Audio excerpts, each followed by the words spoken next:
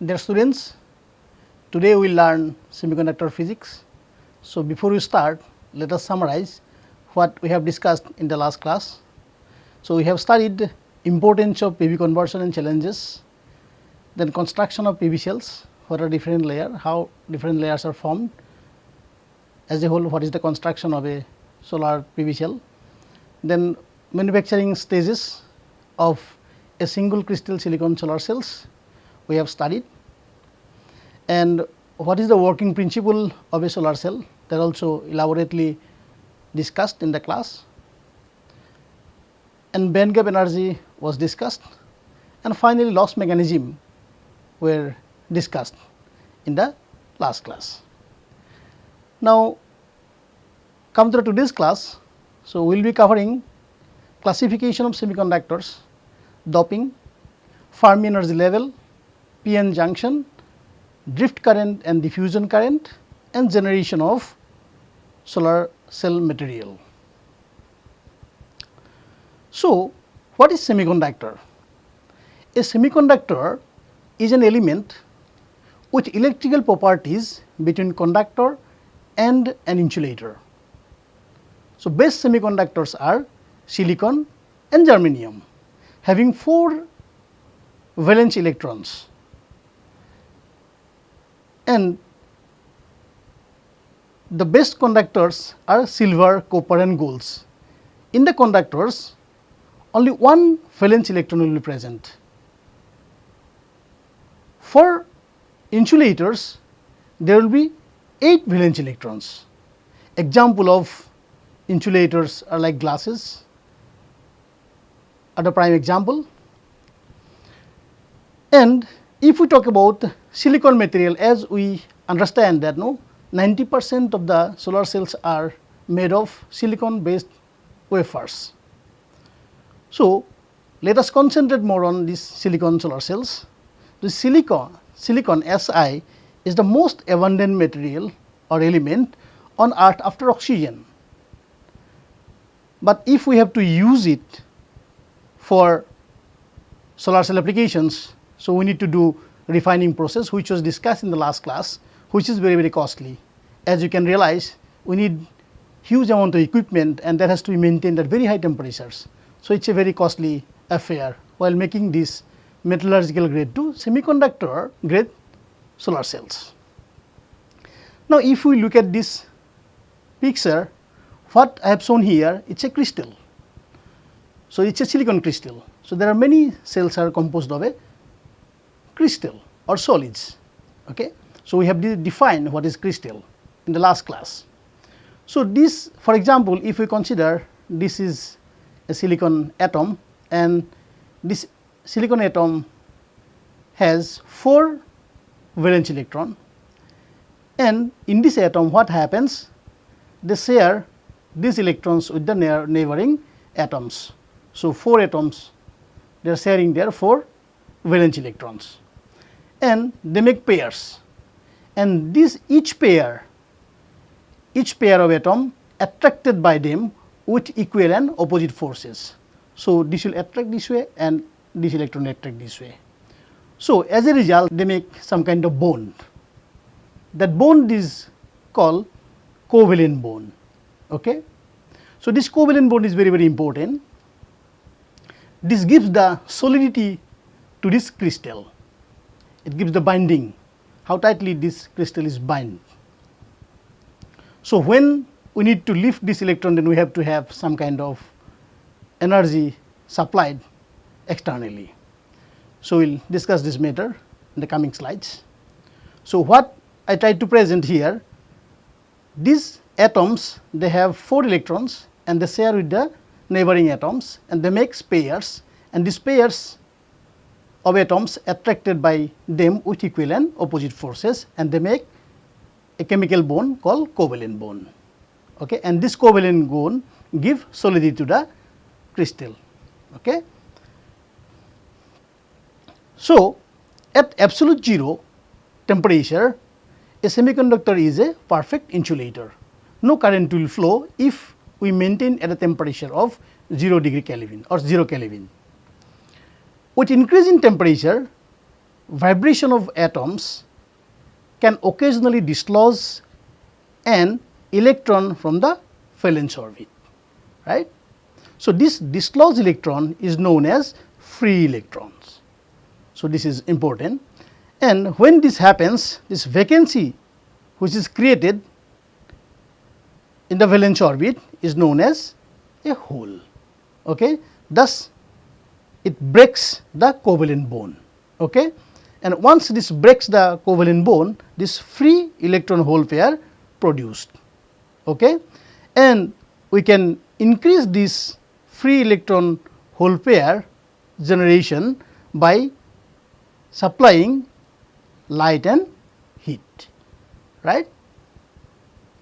So, in a pure silicon crystals, this thermal energy creates equal number of free electrons and holes, that you should keep in mind, right. Now, let us see this figure which shows the free electrons and holes flow through a semiconductor. So, what happens? This is a metal strip and this is a metal strip, this is negatively charged and this one is positively charged, and these are free electrons, these are free electrons. Okay. So, this is positive, this is negative, and the flow of electron will be, this is flow of electron and flow of current will be here, flow of current, right. So, if we provide some kind of potential to this intrinsic semiconductor, so all the atoms in the crystals are silicon atoms. So, here what happens, electron, this free electron will move from this negative side to the positive side. So, this will travel something like, if we consider this free electron, this will move here and then this will move here and then this will move here, something like that. But this hole, this is a hole which is near to these positively charged plates, what they will do, this will try to move in the other way, because electron will move this way and hole will move this way. Okay. So, what we can understand, this electron will move from negatively charged plate to the positively charged plate and that flows through this circuit and that completes it, right. But holes will move from here to here, this side. Okay. So, electron movement will be from negative side to the positive side and hole movement will be from positive side to the negative side. Okay. So, this is what we try to understand. So, in case of silicon crystals, so all the atoms are silicon, no impurities are added here. So, when we connect it, so electron, this free electron will move from this negatively charged place to the positively charged plates and they complete the circuits and they maintain this scenario. Okay. But we must know, in a pure silicon crystal, that now the thermal energy creates equal numbers of holes and electrons. Okay. That we should keep in mind. So, the free electrons moves randomly throughout the crystal and then free electrons will approach a hole, feel its attraction and fall into it, right. So, merging of free electrons and the hole is known as recombinations. Already in the last class we have discussed about the recombination, but still we need to understand these things, because this is one of the important aspect as far as PV conversion is concerned. So, this merging of free electrons and the holes is known as recombination. The amount of time between the creation and disappearance of an electron hole pair is called lifetime. Okay. And this lifetime varies from few nanoseconds to several microseconds. So, in summary, what happens when we supply potential to this crystal, then what happens in summary? Some free electron holes are being created, some free electron holes are being recombined and some free electron and holes exist temporarily and waiting for recombination. So, in summary, this phenomena happens when we provide potential to this crystal. Now, let us learn about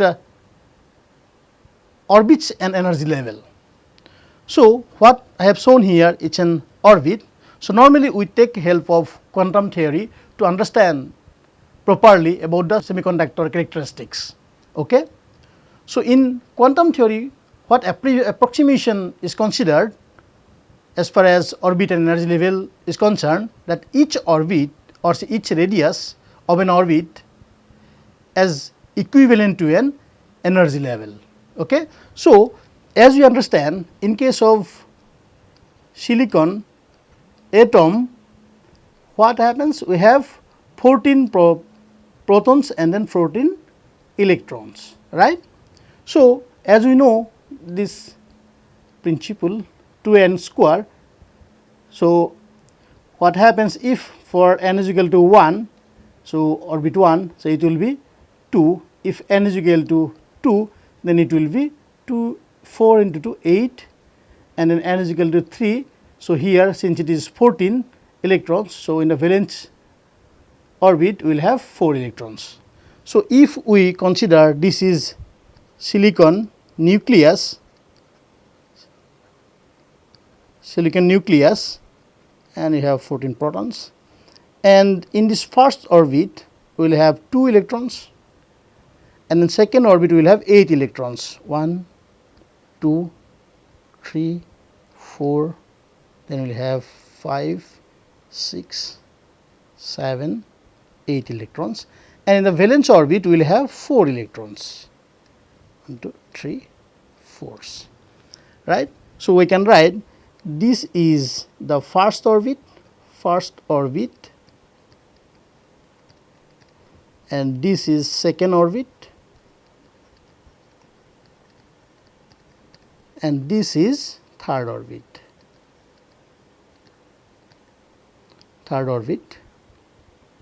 or valence orbit,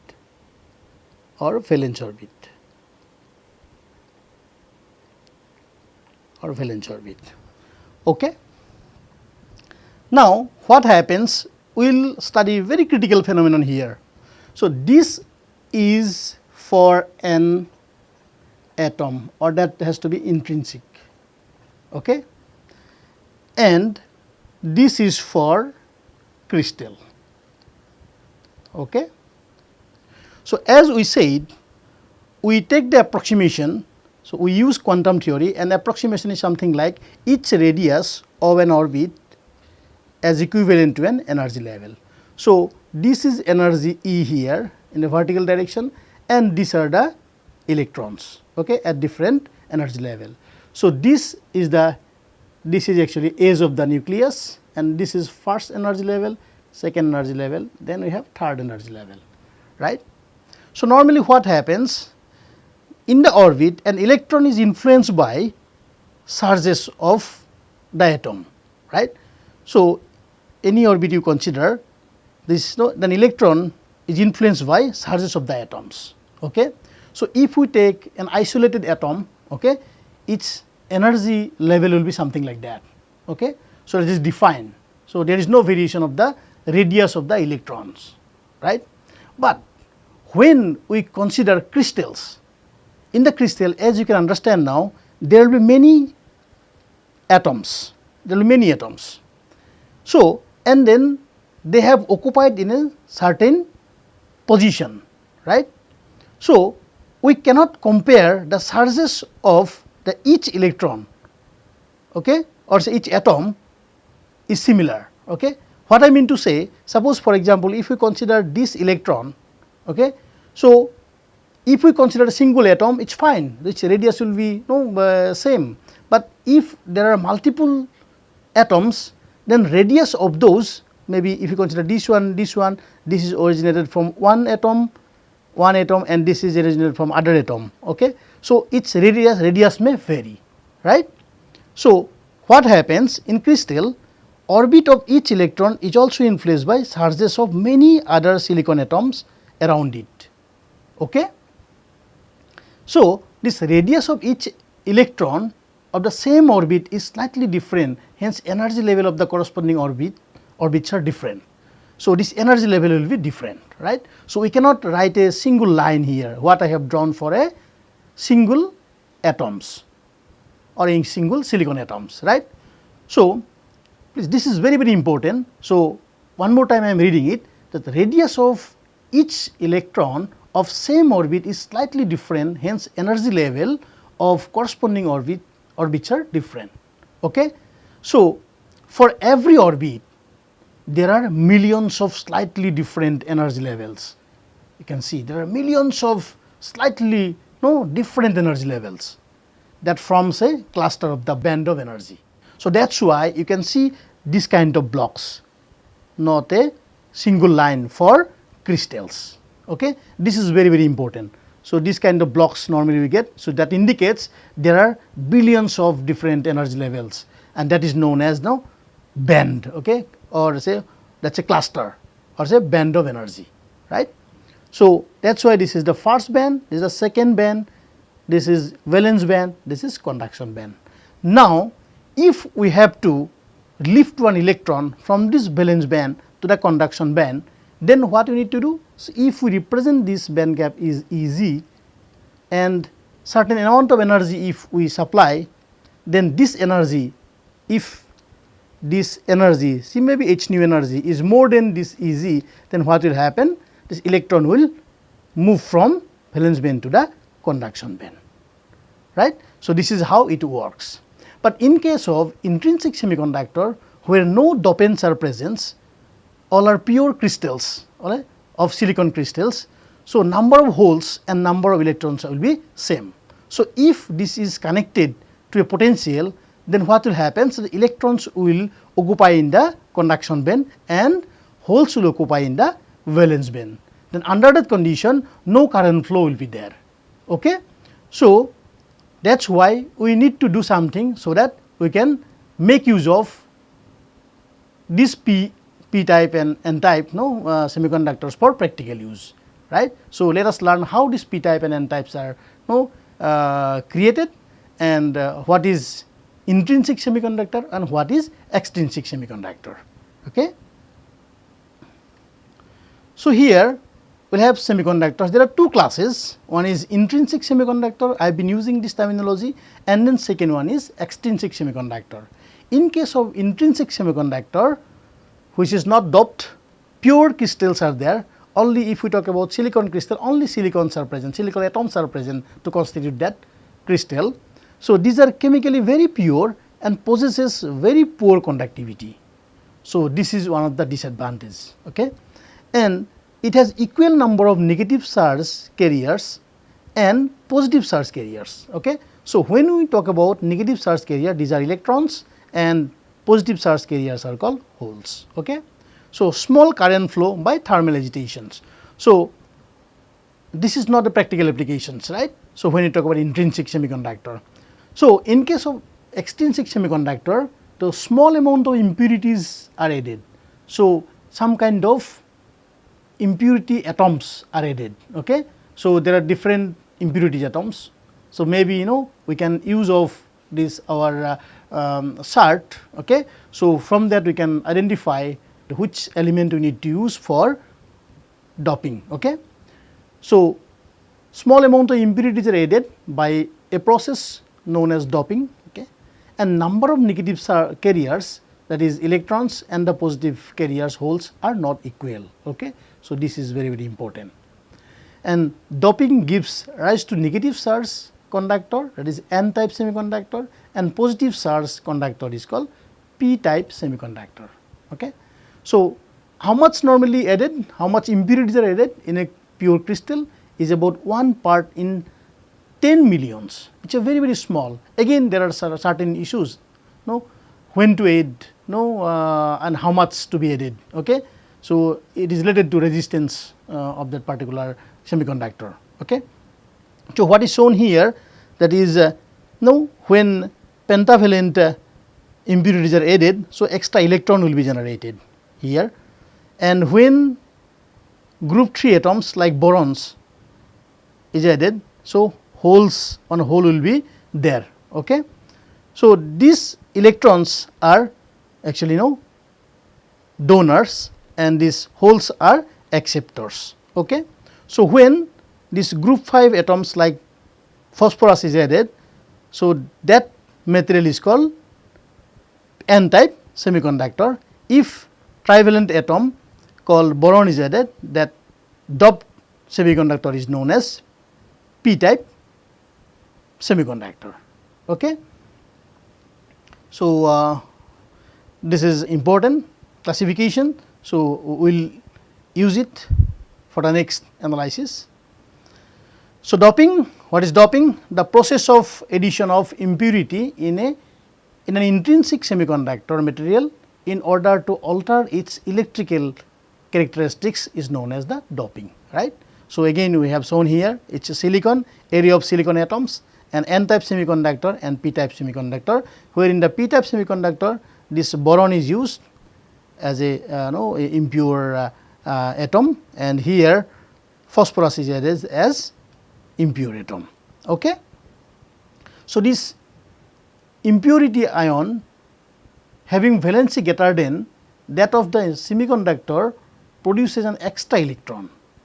In this case, the electrons are the majority charge carrier and holes are minority charge carrier. Okay. So, as I said, there are different levels of doping. There may be certain cases where low doping is important and some kind of moderate doping and some kind of heavy doping. So, you can see the ranges of dopant concentration here. Okay. This is the dopant concentration for 3 cases. Okay. So, for lightly doped semiconductors have high resistance, whereas heavily doped semiconductor has low resistance, that you should keep in mind. Okay.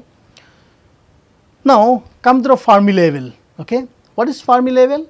Fermi level, or sometimes it is known as characteristics energy, and which is represented in electron volt, for a crystal represents the energy states with a 50% probability of its being filled by charge carriers.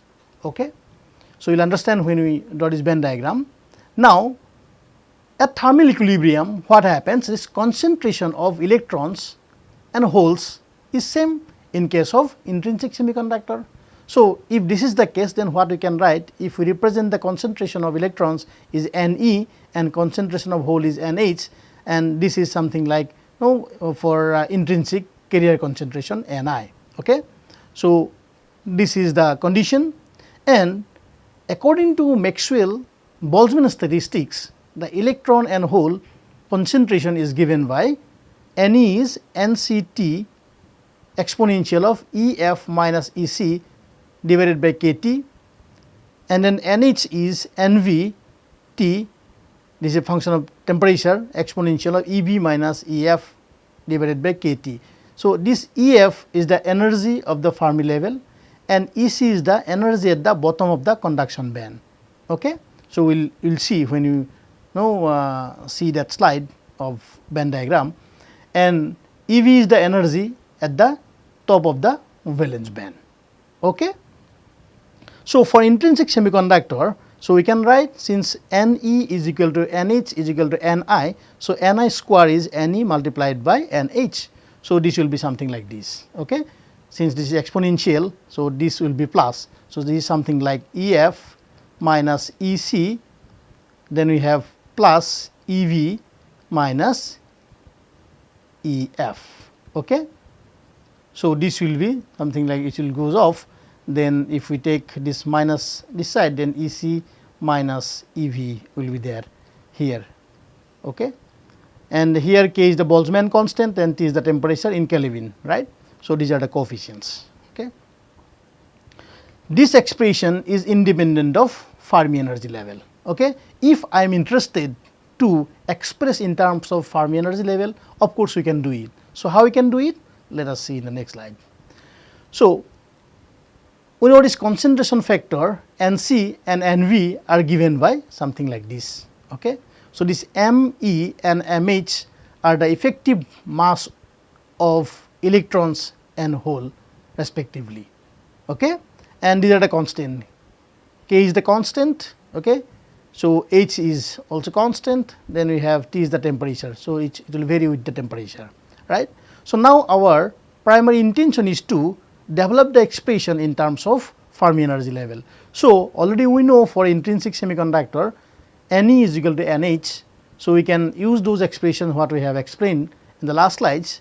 So, expression for Ne is something like this and Nh is something like this, and if we take Nv by Nc, so this divided by this part, so this will come other side. Okay. So, this will be Ev minus Ec minus Ev plus Tf by Kt. So, if we take log, then what we will have, this will be something like this, and then if we adjust those values, and finally what we will have this expression. Okay. And if we substitute this expression here, what we have, then we can relate this expression in terms of Mh and Mc.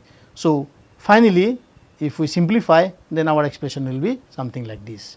So, what we can understand from here, since for intrinsic semiconductor Mh and Mc are same, okay.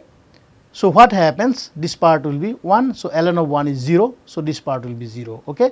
So, this Ef, this Fermi energy level is at the center of the conduction band and valence band energy. Okay. So, that is what it is derived. So, it is very effective to understand why for intrinsic semiconductor Ef is at the center of the conduction and valence band. Okay. So, now what happens in case of extrinsic or doped semiconductor? Okay. So, if N naught and P naught and Ni are the electron holes and the intrinsic carrier of concentration, then at thermal equilibrium we will have N naught into P naught and Ni square. This is the things normally happens. As we know, this doping in a pure semiconductor affects the carrier concentration and other electrical properties of the semiconductor. So, that is how this is expression is different, and straightway what we can use the expression for calculation of Fermi energy level for N type semiconductor material. Okay. So, this is Ec minus Kt into ln of Nc by Nd.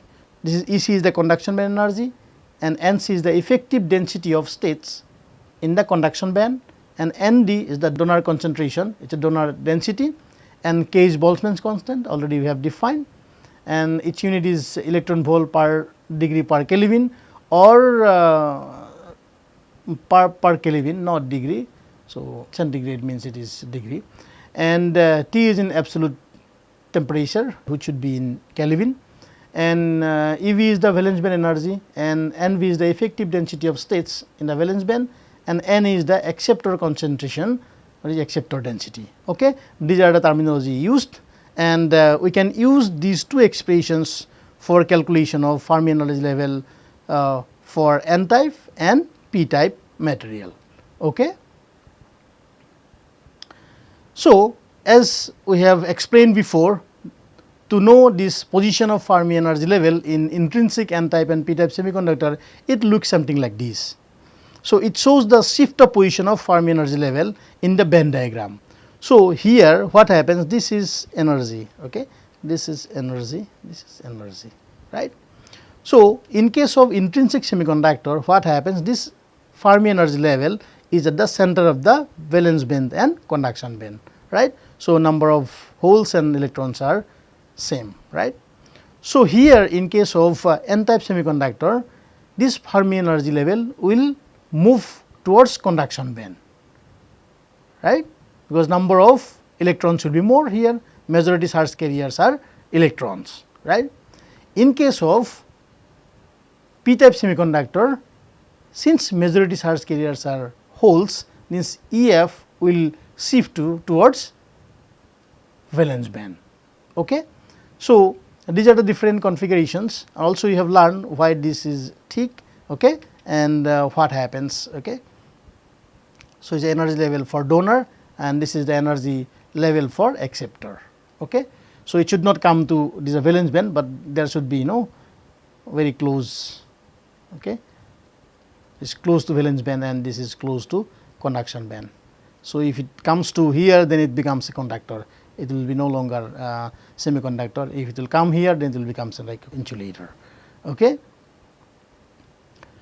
So, let us solve one problems. So, this problem statement goes something like this: a p-type silicon has effective density of states in the valence band as 1 into 10 to the power of 22 per cubic centimeter, an impurity from third group with concentration of 1 into 10 to the power 19 per centimeter cube is added.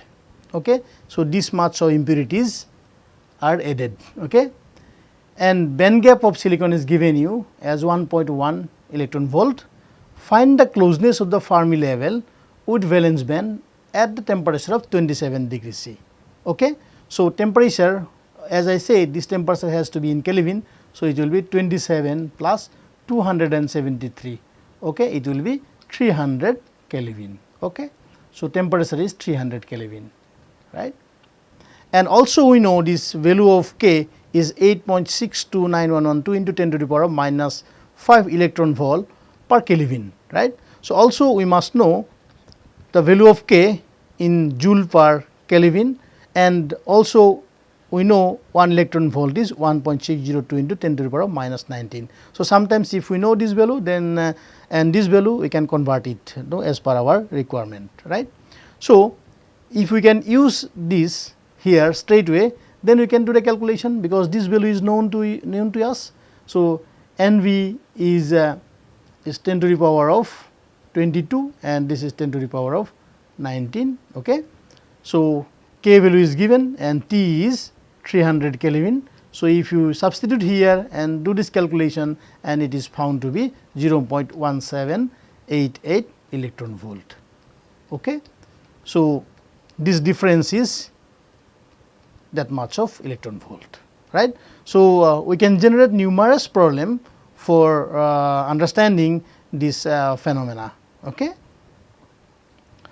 Now, let us come to the p-n junction. So, so far what we have learned is intrinsic semiconductor, and then we have extrinsic semiconductor, and then dopant. What are dopant used, and then that becomes your n-type semiconductor and p-type semiconductor, right. Now, what we are doing, these two n-type and p-type semiconductors are joining together. Okay. That becomes a junction. Okay. So, what happens when we are joining these n-type and p-type semiconductors, right. So, you can see the simulations what is going on here. Okay. So, as soon as it comes contact with p-type and n-type, what happens? The electron in the n side will move to the p side, and holes from the p side will move to the n side, and they make a depletion layer. Okay. In the depletion layer, again there is a transfer of electron from n side to the p side. Okay. So, due to this flow of electron, there is a current flow. That flow of current is known as diffusion current. Okay. We will learn this in the next slides, and we have to define drift current when it is connected to forward bias system, and also breakdown voltage when it is connected to reverse bias system. Okay. So, now in summary, let us discuss these points, like the electronic inhomogeneity or homogeneity is the essential need for conversion of solar energy into electricity. The electronic asymmetry is created by putting the p-type and n-type semiconductor in contact, right. At the junction between the p-type and n-type semiconductors, the majority charge carriers flow in the opposite direction, thus creating a positive charge in the n region and negative charge in the p region. This part has already been discussed when we were discussing the working principle of solar cells. During the flow of charge carriers, the recombination process results in the region having no mobile charges. This region is known as depletion region, right. So, this is also known as depletion region. So, this part is the depletion region. Okay.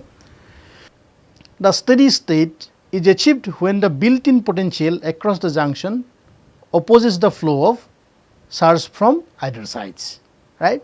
So, what happens in case of reverse bias? As you can see, So, this depletion region will increase, but in case of forward bias, this depletion region will contract. Okay, right? So, that is what it is shown here. So, as we know, when we connect this, this has to be maintained at the center and this has to be almost constant for both the sides. Okay. So,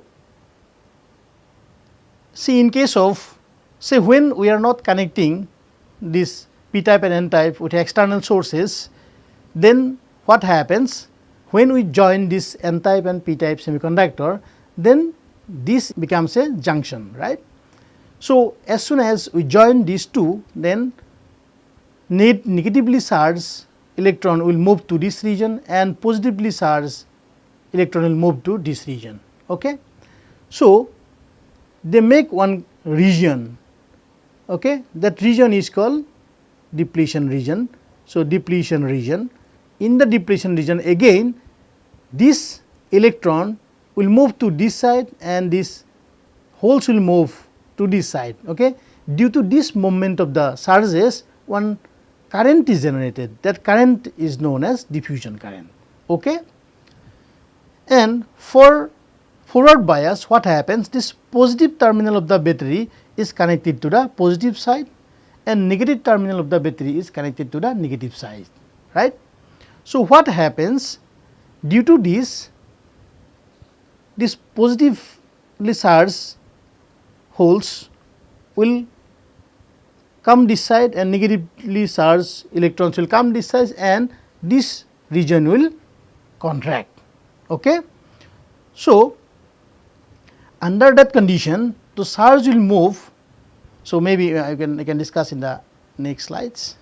So, what happens if this voltage, okay, if the voltage in the forward bias is above the specified range, okay, the electrons in the n region drift through the junction and migrates to the p region, and the hole in the p region migrate through the junction to the n region, which gives rise to the flow of current called drift current. Okay. So, drift current is related to forward bias, diffusion current is when there is no bias is there. Okay. So, here we have these are the positively charged holes and these are negatively charged electrons. Okay. Positive terminal of the battery is connected to the positive side, negative terminal of the battery is connected to the negative side. Okay. And what happens here? Its depletion region narrowed down. Okay. And then this electron will move from n side and then holes will move to the p side. So, this is n type and this is p type. Okay. So, this current, when this happens, this current flow through this circuit is known as the drift current. Okay. So, now in case of reverse bias, what happens? This negative terminal of the battery is connected to the positive side and positive terminal of the battery is connected to the negative side. So, what happens here? So, this will repel. Okay. So, because of this repel, so what happens? It extends this depletion region. Okay. So, it is very difficult to move now the electron from this n side to the p side and holes from p side to the n side. Okay. So, electrons get attracted to the positive terminal of the battery. Okay. The result in the increase in the depletion layer. Okay.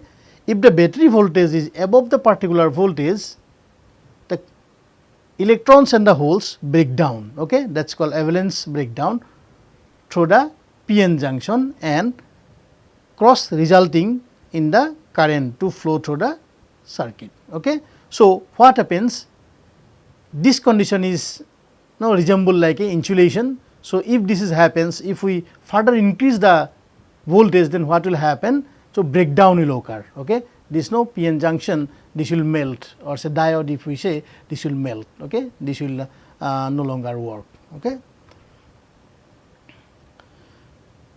So, this is all about this semiconductor physics, and let us now have some information about different generation of solar cell materials. So, there are 3 generations: first generation, second generation and third generation. In case of first generation solar cells, the solar cells are based on silicon wafer technology, what we have discussed, and solar cells are single junction with 33% theoretical efficiency, okay? And it requires high energy and labor, as you can understand. So, we need a lot of equipments and that will work at very high temperature, and energy conversion efficiency is about 15 to 20%.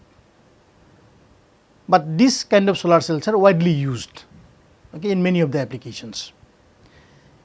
In second generation solar cells, amorphous solar cells are included, like cadmium telluride and then micromorphous silicon, okay, that kind of cells are included, but efficiency is very low compared to first generation solar cells, but cost of production is also very low, okay.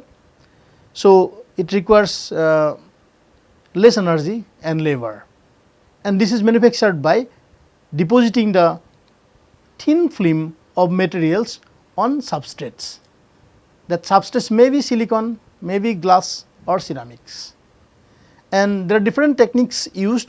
Among them, chemical vapor deposition, molecular beam, epoxy or spin coatings are prominent, and people have used extensively this method.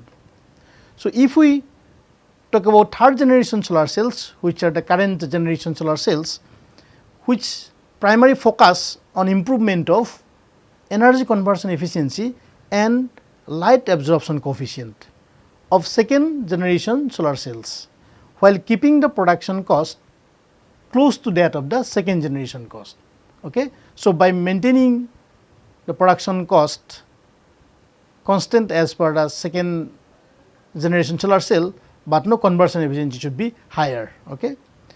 The enhancement in efficiency can be achieved by manufacturing of multi-junction solar cell, as we have discussed in the last class.